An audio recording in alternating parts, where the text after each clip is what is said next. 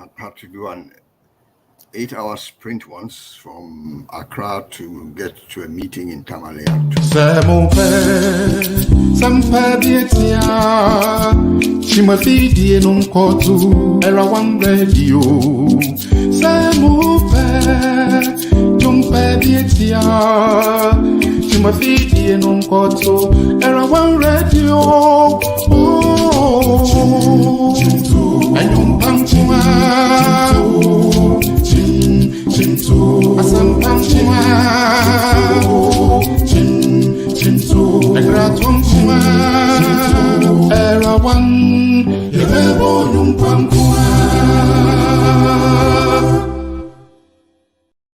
All right, good evening, Era One Radio listeners. Today is another Thursday of having our usual Divine Connection. I'm your host, Charles Boison, and my co-host guest, Uncle Max Badness on the other line. Tonight is also going to be another interesting broadcast. We are looking at going back to Egypt.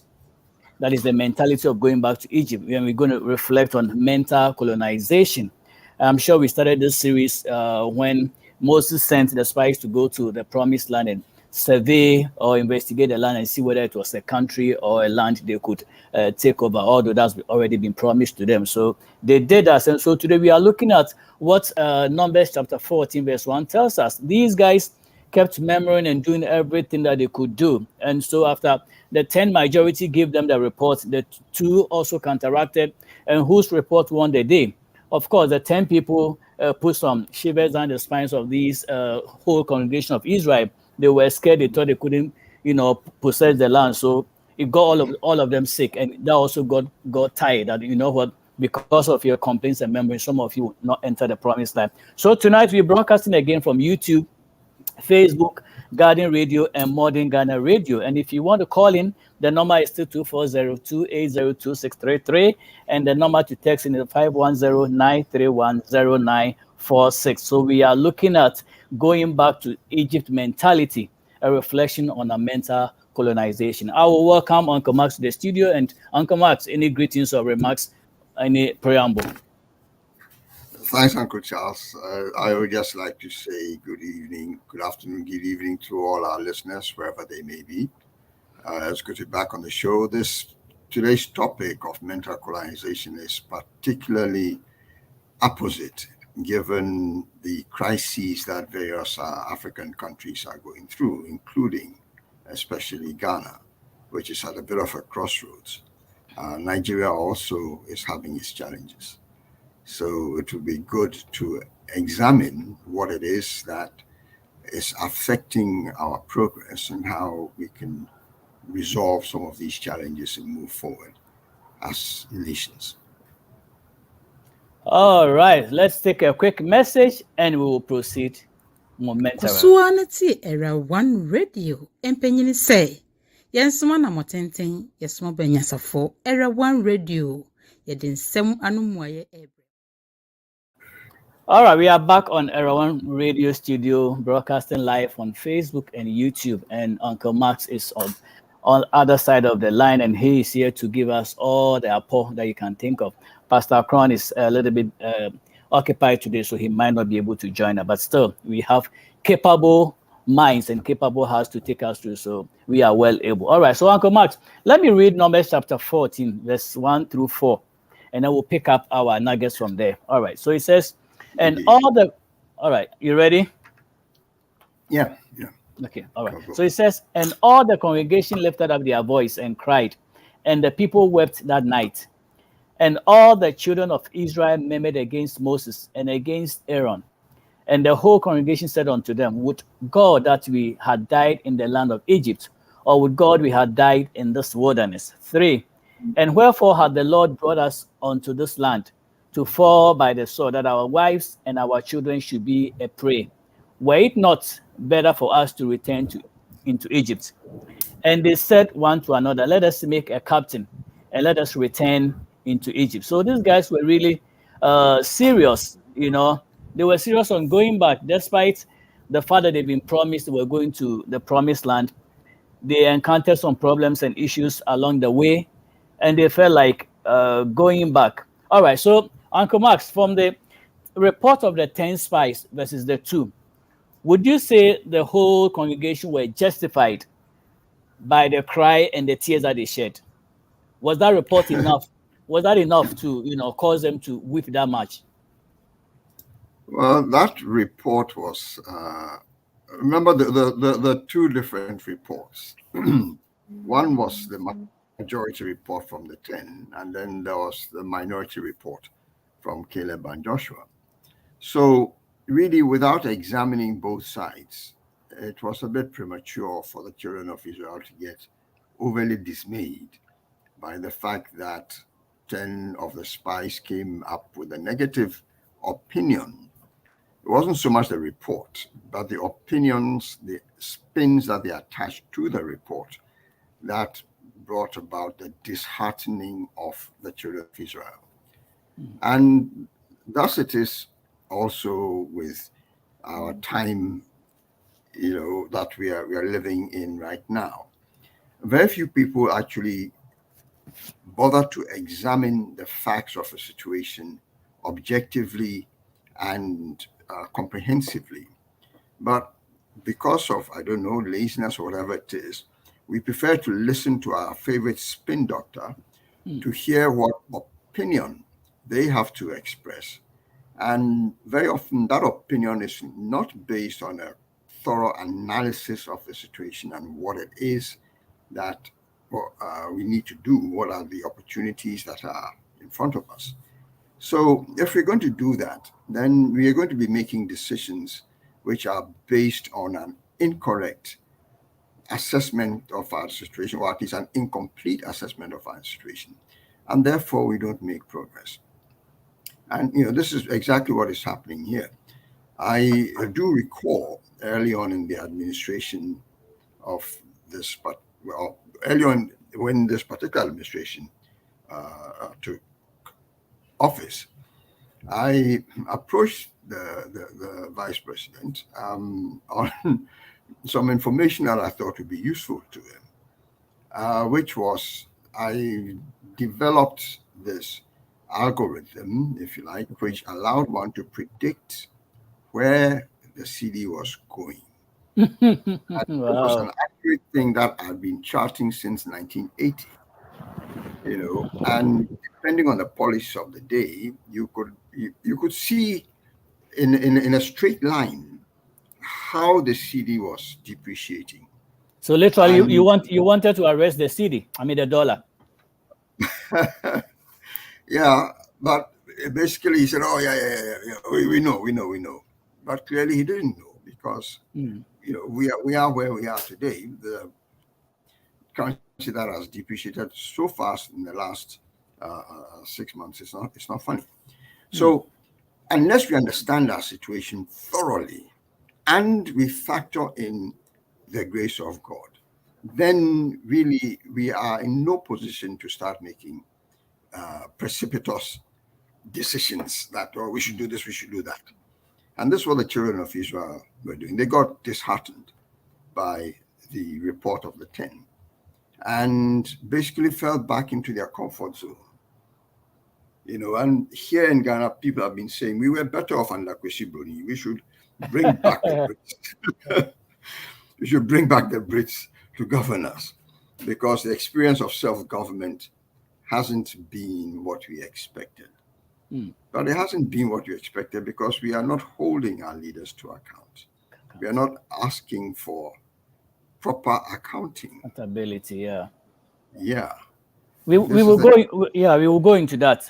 But looking at the track record of the Israelites, we'll get into the contemporary application. But looking at the Israelites, right from when they left or when they were even in Egypt, while still enjoying the Goshen neighborhood, these guys were enjoying the bliss of Goshen. I mean, but then they started murmuring about bricks not enough, or their taskmasters were too stern and hard on them and all that. So you can track that these guys have been murmuring since the days of Egypt, right through the opening of the Red Sea, through the the Red Sea. Can I say that these guys were a bunch of murmuring groups? Was murmuring something that they just were fond of doing? Well, the force of gravity, pulls things downhill. It's also in thermodynamic terms, they call it entropy. Things tend to decay over a period of time. Entropy factor, yeah. And humanity, groups of humans tend to do that. We tend to focus more on the negative experiences and forget the positive experiences. And given the experiences of the children of Israel to get out of Egypt and to escape Pharaoh's army and to get through this barren desert that they'll be wandering through, really, they had no business not placing greater faith in the God that led them through all of these trials and tribulations and brought them out. Miracle upon miracle upon miracle upon miracle. But this is human nature. We tend to forget the good things. And I don't know, because of our concerned nature and things, we like to talk about all the negative things that have happened to this person and that person and the other person, and woe is me and stuff. So it's very easy to, create a negative atmosphere. And those who are in marketing, sales and marketing and so on, will know that if a customer has a good experience, they might tell 4 or 5 close friends. If they have a bad experience, they'll tell 20 people. Okay, exactly. So bad news travels way faster than good news. Wow. You understand?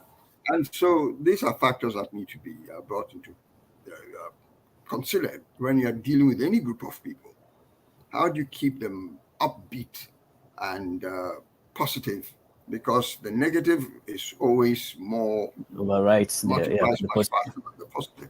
Yeah. All right, let's look at, I think in verse, let me look at the verse where they were talking about, would we rather, let's see, I think that was verse 2. So it says something like, would God that we had died in the land of Egypt, or would God we had died in the wilderness?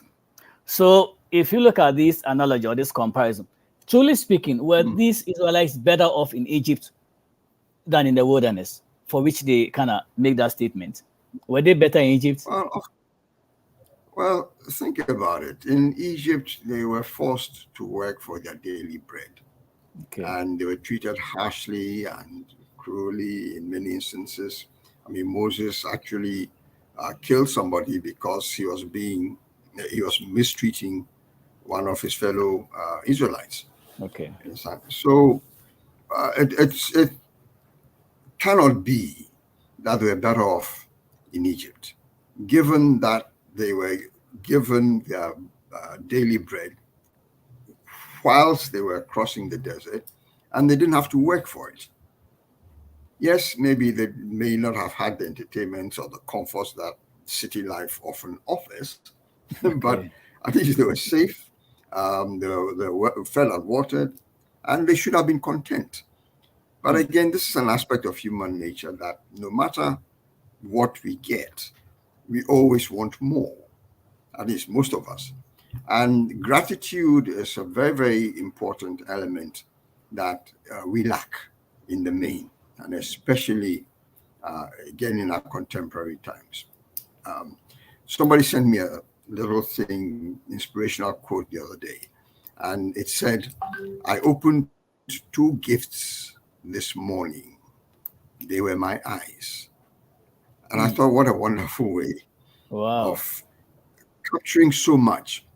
Because to open your eyes, you must be alive. That's true. To open your eyes, you must have 2 eyes. To open your eyes and see, you must have sight. And, these are precious gifts that not everybody enjoys all the time. Some are blind, others lost their lives overnight and so on. So gratitude is important. And the children of Israel, they kind of missed out on that particular boat, There was one other thing, which was to do with, let me just refer back to the verse. Yeah, would that we had died. No, it just escapes me, but it'll come to me again. Okay. All right, let's look at the mental states of these guys. One, from their liberation from Egypt, their journey to Israel, I mean, Canaan, we will call in modern terms independence. They gained their independence, just like, US does it on July 4th and Ghana 6th March or whatever it is. So these guys, in a way, were liberated. But looking at the kind of confessions they were making, every little time they want to retract and go back and enjoy this, every time they quote Moses that will go back. Were they actually mentally liberated? I don't think they were. Would you say they were mentally free from what the kind of attitude that they portrayed? No, not at all. I mean, mental freedom really means you have to have the ability to see things objectively for what they are, rather than subjectively for something that you left behind, and that in the rehashing of the memory has become so rosy and attractive that you forget that was actually a pretty brutal situation that you were in. You understand? And to say that you wish you had died, really, it's a shocking thing. But that statement also is a warning to us all. You know, there's a saying that you should be careful what you wish for. That's true. And these Israelites who were murmuring made a wish. We wish we had died in Egypt, or in the wilderness, rather than come to this place in which we don't see a future. And God listens. And he listened to them. He said, "Oh, really? You guys want to die? Okay. I'm staying in the desert for 40 years until you're all dead. And your children then will come and inherit." So that's the other point I'd like to bring up. We have to be careful what we wish for, because our words have power. In a way, their confession brought them their possession. Yeah, well, yes. When you tell the universe you want an apple and you say it with feeling and stuff, the universe will deliver an apple to you one way or another. And we call it a miracle from God. So it's important that we are extremely careful. And I can speak from personal experience, if you like. There was a time I've always been interested in vehicles, and one of my hero vehicles is the Citroën Deux Chevaux. It's Citroën, a very simple, apparently, vehicle. It was built to a particular design brief that farmers should be able to sit in it with a top hat and drive across a plowed field with a basket of eggs, and none of the eggs should be broken. So it had very soft, long travel suspension and so on. Simple car, but marvelously efficient. And it was used in part by an engineer called Chris Howarth, who wanted to build a car for Africa. Okay, just like we had a car called the Boafo in Nkrumah. Boafo. A fantastic car. My aunt had one for a bakery, and it was the most marvelous thing. I really enjoyed it. Anyway, so this guy, Chris Howard, built 3 prototypes of the Africa and then set off on a proving run from the Arctic Circle to the equator. And of course, in doing that, he had to cross the desert. And so he was being filmed, the whole thing was being filmed. And along the desert, this is opposite because we're talking about these Israelis as well. Across the desert, you could see broken down Mercedes trucks and what have you, which has suffered metal fatigue and the chassis had broken and stuff. And the Africa was designed to have slightly flexible chassis so that it would not break in those circumstances. So they got to a hilltop and they're waiting there. And then in the distance, they're hearing and chuck. And what should come over the horizon but a Deux Chevaux, a single Deux Chevaux crossing the desert. Wow. Most impressive. And I remember watching this journey and thinking, oh, wow, one day I would like to cross the desert where it is yourself and nature, and you are basically stripped down to the bare necessities of life, and you have to keep going and have faith that you will get to the other end. That was my wish at the time, that I should cross the desert. And I was thinking about physically crossing the desert. It never occurred to me that God was listening. And he said, you want to cross the desert? Okay. Maybe I can't get you to a physical desert, but I can get you to a financial desert. So he imposed a financial desert on me. Okay. Through which I'm only now emerging out of the other side of the desert. And so it was a couple of years before I realized, that was a wish that I made at that time, 30 years ago.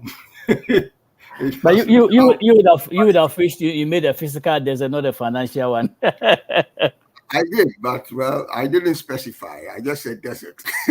So even though I was thinking physical desert, the good Lord sought to teach me the error of my ways. Wow, we got to be careful about what we confess.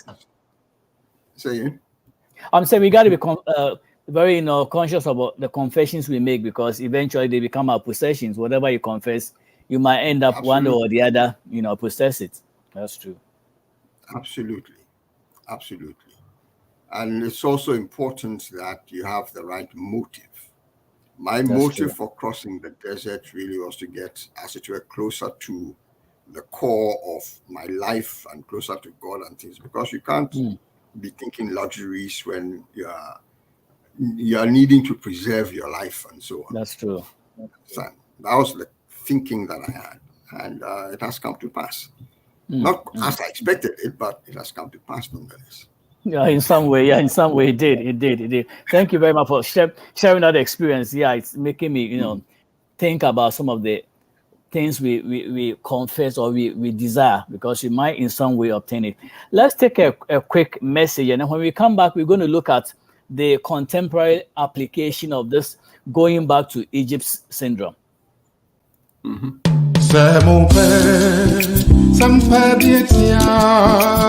Chimafidi nunkotu era one radio. Samupe jumpe dietia. Chimafidi nunkotu era one radio. Oh, ayum pantuma. Chimtu asam pantuma. Chimtu agratumuma. Era one.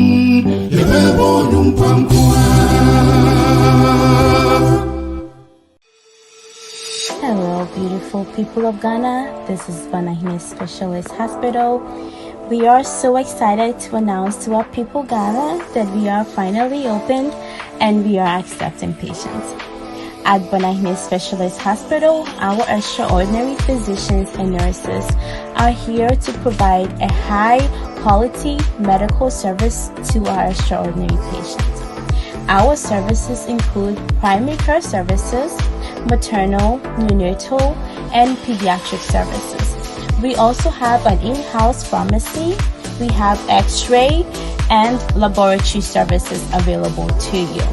Come to us for all your healthcare needs, and you will be happy you did, because we believe the health is wealth. Thank you, and stay blessed.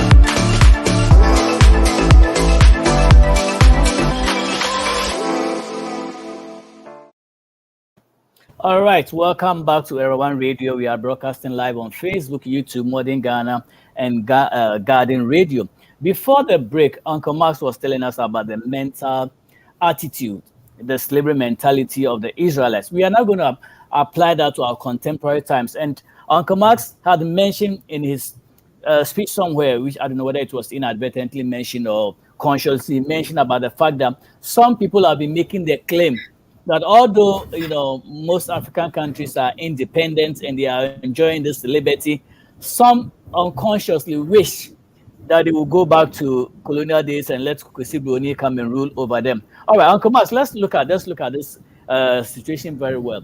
Some African countries, of course, celebrate independence, and I remember one particular country, either I think this year, some of the citizens even refused to celebrate their independence, saying that, oh, we've had this independence for so many years, we don't see any progress in the country. What is the use of spending so much money to make a pomp and pageantry of celebrations, everything? Now let's go to some of our African countries. And as you mentioned earlier on, some will say, oh, why don't we go back to colonization or let the Brits come back and take over and rule us? Have we gotten to that point where it's now so bad that people would rather want to go back to slavery and let the Brits or whoever the colonial masters was rule over them and make things better? Well, fortunately, I think it's only a minority of people who are thinking that. Okay. The difference between where we are now, self-government, and the colonial government is simply one of discipline, accountability, and the rule of law. We have some of the best laws in the world, but we don't apply them. So the country continues to get more and more lawless and more dysfunctional. But again, it was probably inevitable. You know, Socrates, 2,400 years ago, spoke about how democracy, multi-party democracy, has within it the seeds of its own destruction, in which, because you are reliant upon the popular vote to get power, you get people coming along who have populist agendas, who will say the things they think the electorate want to hear so that they get elected to power. Not so much that they can make the country a better place, but that they can extract as much wealth as they can from the country whilst they are in power. And the next person who wants to come along, if they want to succeed the incumbent, they have to be even more populist in their thinking and in their utterances. So it becomes a race to the bottom, where people just abandon the standards that their forefathers and so on had, because discipline and hard work is not easy. But if you promise somebody, T-shares and an easy life and stuff, they will give you their vote. Never mind the fact that the promises you are giving them are empty. We haven't heard enough empty promises to be able to start being more discerning. So this is what is happening. And it's not just Ghana alone. The United States of America has just come out of a period where they had a populist president who succeeded in bringing a very divisive agenda to the country. And whether it is going to survive that divisiveness or not, I don't know. I suspect that the US will see a civil war, if not civil strife, at some point in the very near future. Over here in Ghana, we are a bit more tolerant of each other, even though we've had a number of coups d'etat. We've, I think, learned a bit from those coups d'etat. And we allow a lot of things that shouldn't happen to happen. But we are getting to a point where a lot of people have started murmuring that, well, maybe we are better off with a military regime, because at least in principle, they should be more disciplined. What we forget is that, number one, they are not particularly well trained for administering a socio-political entity. Administering and prosecuting wars, yes. Prosecuting an economic development agenda is another thing altogether. We also forget that the democratic dispensation we have, which was encouraged upon us by our former Western colonial powers and so on, is actually a bit of a Trojan horse. Okay? It is another form of divide and rule And it is to our shame that we have not recognized that that is the effect of this so-called multi-party democracy. Kwame Nkrumah was very astute and very perceptive of the dangers of multi-party democracy. Because what tends to happen, and is happening, is that we spend more time fighting each other from one camp versus the other camp than we spend on the challenge of national development, which is a long-term thing. We are talking about a generational change. We are talking about 20-year development plans. But if your mandate is only for 4 years and you have to show some results, hopefully at the end of the 4 years so that you get re-elected and so on, then that long-term thinking and the investments that you need to make for the long term just don't, they just don't come up. And we also forget, I think, like the Israelis did, that the colonial powers didn't come here to make life easy for us. They came here to make life easy for them, for themselves. So they exploited the riches of this country. And because we didn't, at independence, put our foot down and renegotiate many of the agreements and so on that they left, we are still being exploited. As business people, if we go into partnership with somebody and we put in, say, 90% of the capital and they put in 10% of the capital, we would expect that we would get 90% of the profit. Yeah, returns, okay. 90% of the profit. That is only equitable and fair. Okay. But we have a situation, especially in our extractive industry sector, the mining, oil, and so on and so forth, where we own the oil. It is on our land. We own the gold. It is in our soil, and so on. But when it comes to negotiating the mining rights and stuff, even though we own 90% of the business, as it were, we are bringing 90% to the table. Foreigners are bringing 10%. They end up taking away 90%, and we end up taking 10%. This does not make sense. Even if we even get the 10%, typically we make 3 or 4%. All we're doing is extracting the economic rent, and they get all the benefit and so on. And this is part of the colonial mentality that we have enslaved ourselves with, that we don't seem able to think outside the box.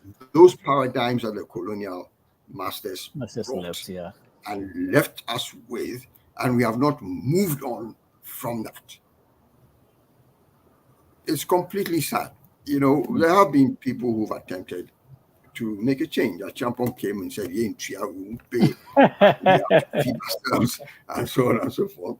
And of course, they also, the former colonial masters also responded by cutting off our credit and said, okay, you go and starve and all the rest of it. Because they wanted things to go back to their norms where they are getting all the fat and we are getting the bones. And so it has continued.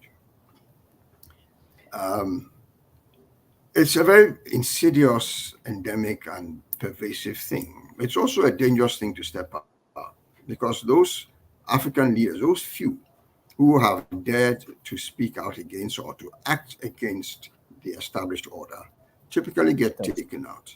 Yeah. Kwame Nkrumah was taken out. Thomas Sankara was taken out. Patrice Lumumba was taken out.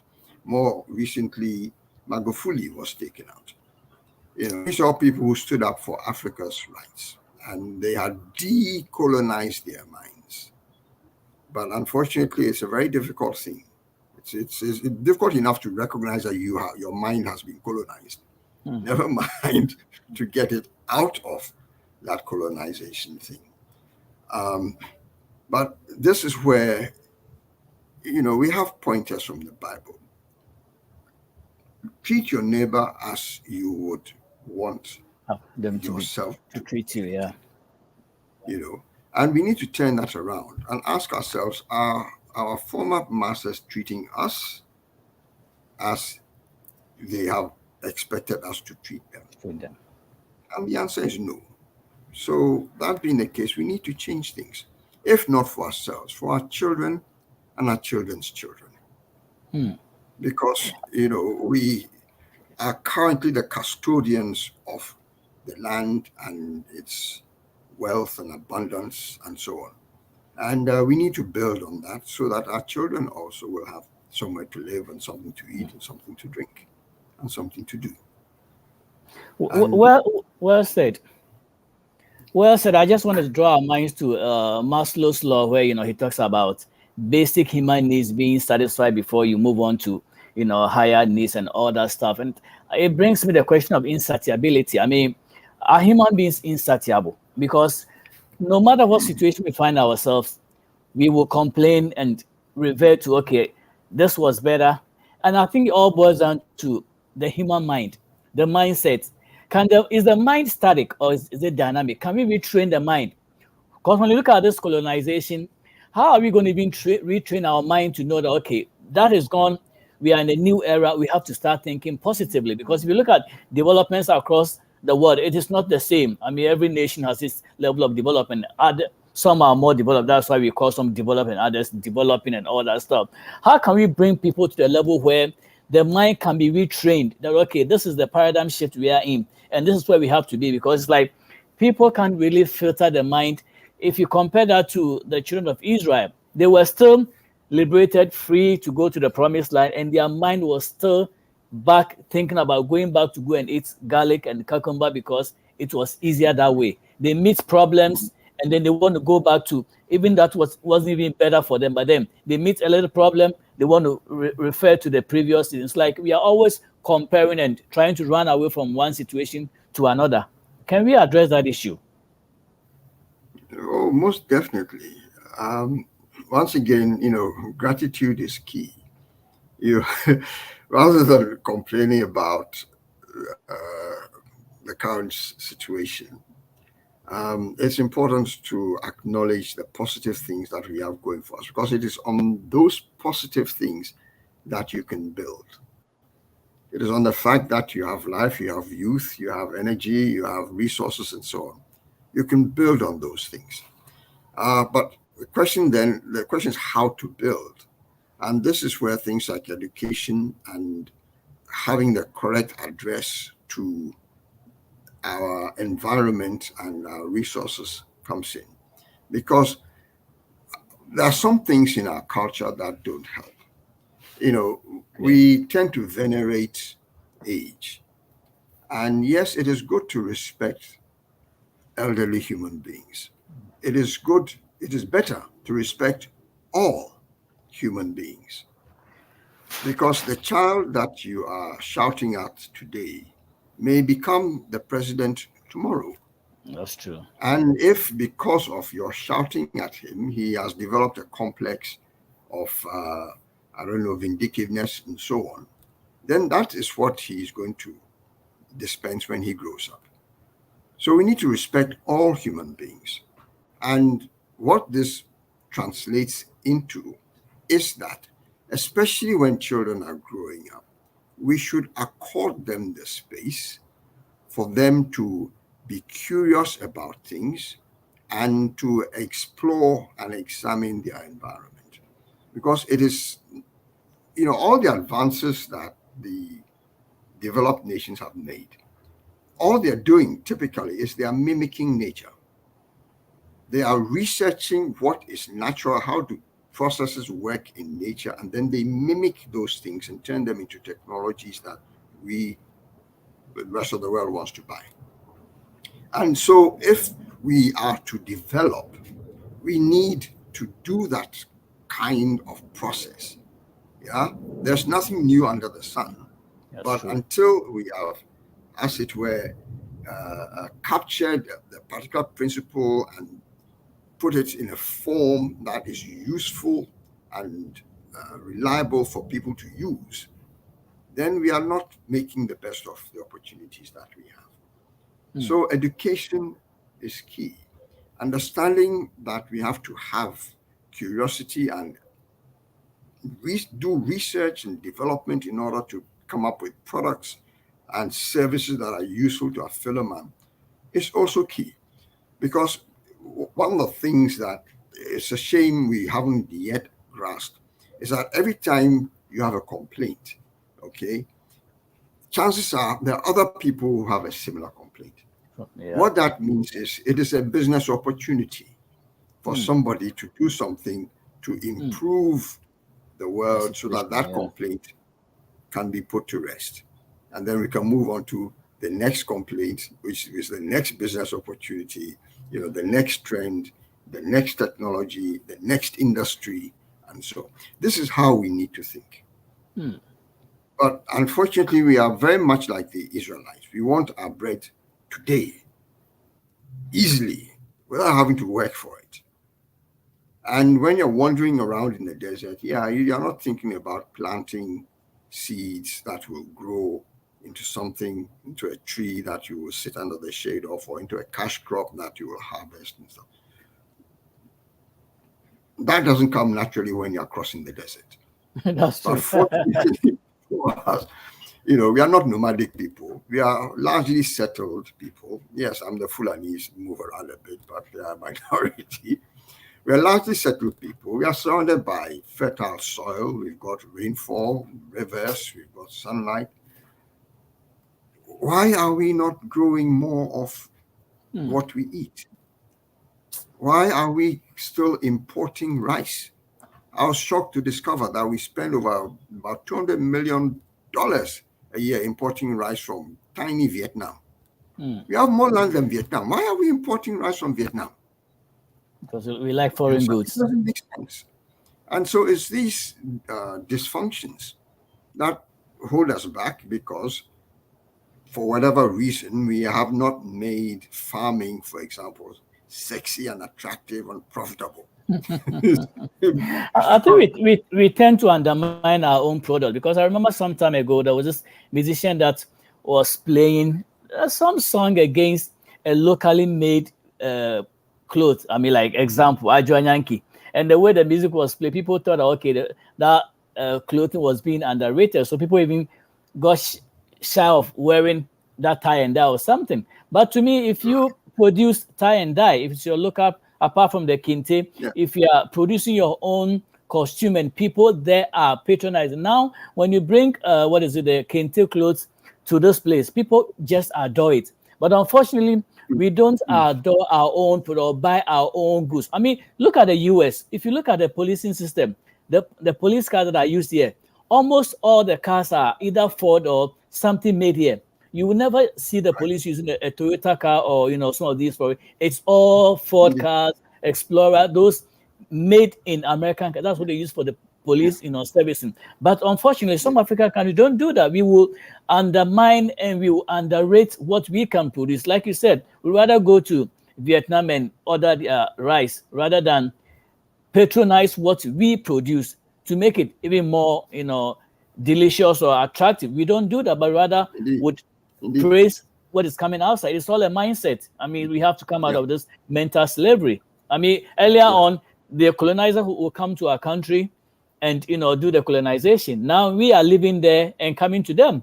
Now they are not even forced. Now we are coming to labor for them, and that's all part of the brain drain and recolonization. It's all part of it. Unfortunately, absolutely. You made a very important point about how one of these the aspects of mental colonization is how we value other people's products, especially from the colonizing power, more than our own. And it's unfortunate. But I remember when I was in secondary school, some people started making shoes from old tires and inner tubes. And that what they call the Afromosis? Afromosis. Yes. Mm-hmm. And myself and all my friends used to wear these things with pride. They're so practical because it was rubber. You could wear them in the rain and what have you. Without worrying about them getting. They were comfortable. Oh man, they lasted forever. And weather this is shoes, something yeah. we should have encouraged. Today, I see if you go online, you see an Italian brand that is selling anima, our traditional Wow. sandals, which here might cost you 150 CDs. They are selling the same thing for $1,500. Wow. $1,500. But they branded it, and they don't even say it's made in Italy, but they branded it. And so people are paying big dollar for it. And we are sitting here, we originated the concept and the style and the idea, and we are not making any money from it. Yeah, we've virtually handed over our textile industry to the Chinese.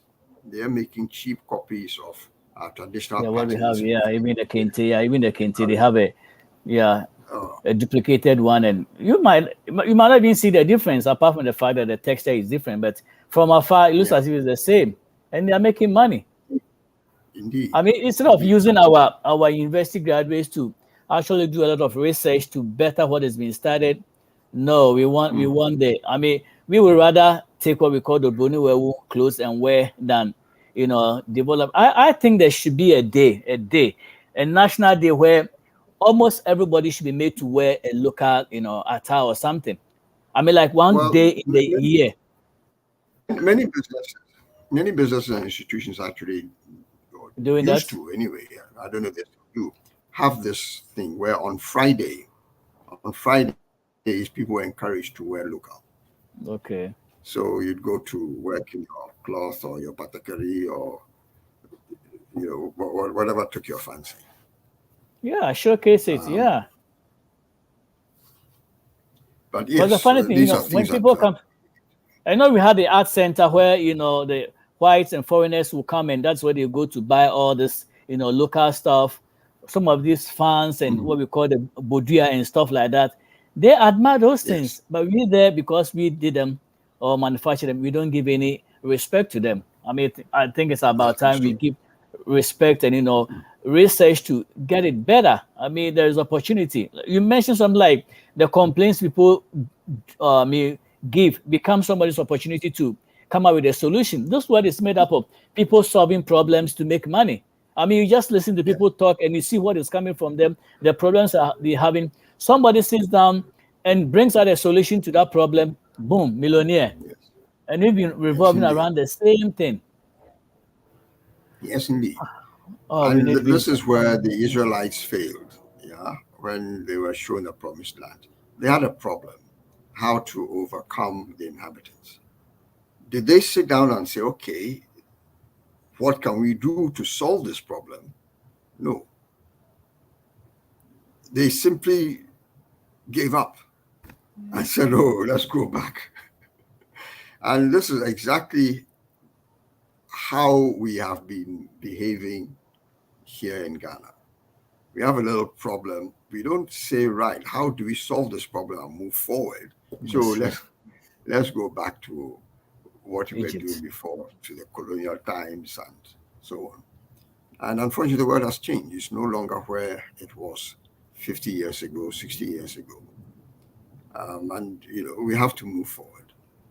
And we have to make it possible for our children to be able to see a future for themselves and for their children. And unfortunately, a lot of them don't. And this is why they leave our shores to try to get to Europe, where they think they have a better future. Greener pastures, I mean, somebody has made their country better, and that is attracting you. But we making it better is another issue. Because when I remember when I finished my national, for some reason, we tend to even despise even our own talents and gifting. When I was back home, they look down upon teaching. Because when I finished the university, I wanted to do what I desired to do in the biological science area. I couldn't get, so I said, what? If I go to teach, they'll be teasing me for being a teacher, which was, now I look back, I said, why did I even think that way? That teaching was something that wasn't admirable. And so you finish university and you teach, they say, oh, you just finished university, all you're doing is teaching. But who taught you to become the student and all that? So we don't put a lot of emphasis on some things. And so that's what it is. No, So I mean, yeah. No, we don't anymore. I mean, there was a time when teachers were revered. And if you go to Finland, the teachers are among the best paid professions in Finland. And Finland has amongst the best educational outcomes globally. They spend less than the US, but they get better outcomes in the US. You understand? And this is how they were able to create Nokia and so on. Oh. I mean, look at somebody like the late Professor Alote. This guy was so smart, mathematically inclined. He introduced data computer system in UST. And apart from, I mean, he went to atomic energy to work. This guy did a lot of stuff. And even when he comes to the US, his wisdom kind of marveled the guys here. And this guy was so learned. And he made teaching so attractive because anytime he was back on UST campus to teach, I mean, giving lectures, everybody wanted to go and listen. And these are some of the things that we had to portray and sell them. But if you despise your own gifts and talent, who is going to respect it? I mean, if you look down upon yourself, who will give you that respect? It's about time we leave all those elementary stuff, those attitude of always thinking about going back to Egypt, when in actual fact we are supposed to be thinking forward and going forward to plan and make things work. We are always still going back. If we introduce free education and there are lapses, how do we sit down and even think, okay, this thing did it work the way we wanted to, or it's not working? What else can we do to improve it instead of just condemning it? Or I mean, this is just one of the things we can mention. There are so many things I can mention this guy, Pastor Christopher guy, the guy who manufactures Kantanka car. Yeah. This guy can be helped. The government can pump money into his industry, become a shareholder, and promote his cars, use them as government vehicles for all this, traveling and stuff. But then we are not promoting this, but rather we want Toyota to come and build their plants in the country and forget about people like Pastor Kojosafu Katanga, who can do something. I mean, he can produce cars on a larger scale, but we are not giving him a chance. We rather promote somebody's car and everything outside is the best, and we keep on, denying our. It's kind of sad. Anyway, well, we've been discussing going back to Egypt mentality. Anytime the Israelites had opportunity, anytime they were sad, they were, remembering, they wanted to go back to where they were, and even that place they were wasn't even better for. They were crying to come out. So why would you keep going saying I want to go back to the place that I was crying, instead of hoping for the best, looking to your future, finding a way to get to what God has promised you and make the best out of it, instead of always regret, and going back. That's there's no point in always thinking about going back, but rather what? Going forward. We tend to want to go back to what we are used to, instead of endeavoring to launch into the deep. And see, Jesus had the same example with Peter. He said, I've been fishing all night, but just because you said it, I will launch deep. I've been doing it all day. It didn't work. But then again, because you said it, it's going to work. So tonight, that's what we've been discussing, and Uncle Max has been very efficient in leading us through the lecture. Thank you very much. Of course, tonight we have the Awaremu Nsem by AJ02 Mambi and Dr. Fumde will be live 9 p.m. on Era 1. Of course, it's 24/7. There's always program going on. Friday, we have Count Your Blessing. Saturday, we have Dr. Osus coming with his Chukuchaka program. And Sunday, we have the ladies coming in to do the real in common kitting. Uncle Max, do you have any closing remarks? Thank you very much. And then we can wrap up. Yes, I would like to mention that it should be a principle amongst us all. And I think this is something that the church can promote. That whatever your talent, you should strive for excellence in that profession, that talent, that hobby, that passion you have. Do whatever you do with passion, because it is only in doing that the best in you will come out, and others will see that best, and they will become inspired by it, and they will be able to support you or encourage to support you and buy your products and services and so on. We need to kindle that passion for excellence and do things to please our God. Amen. You just hinted that phrase, products and services. That is what Dr. Charles Ozazuzu just mentioned that we had looked at some time ago.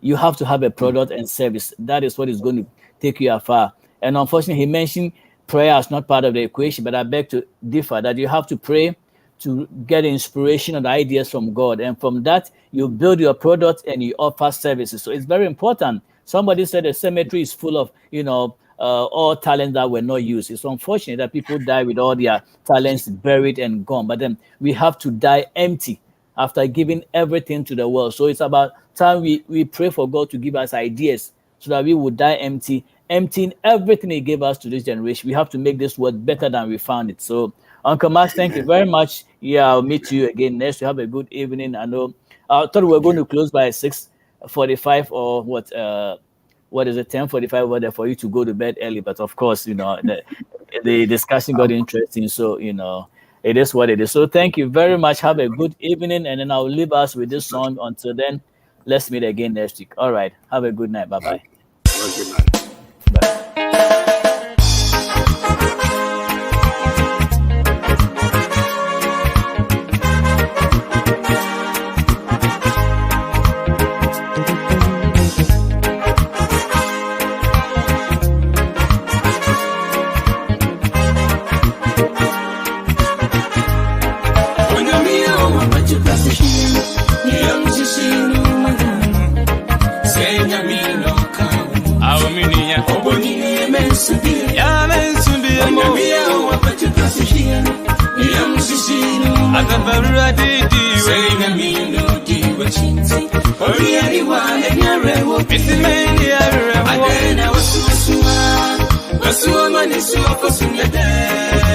Aden urefiana Seo to me manya eni about Aden wasua mani suwa fosunyade Aden meba Aden kra Eya useni da suasa Eni da susa Eni da sonsa kra Eni da susa Oh eni da sonsa yo Uwera Eni da susa Eya mensubi Eni da susa Eni da suwa Oh, I need a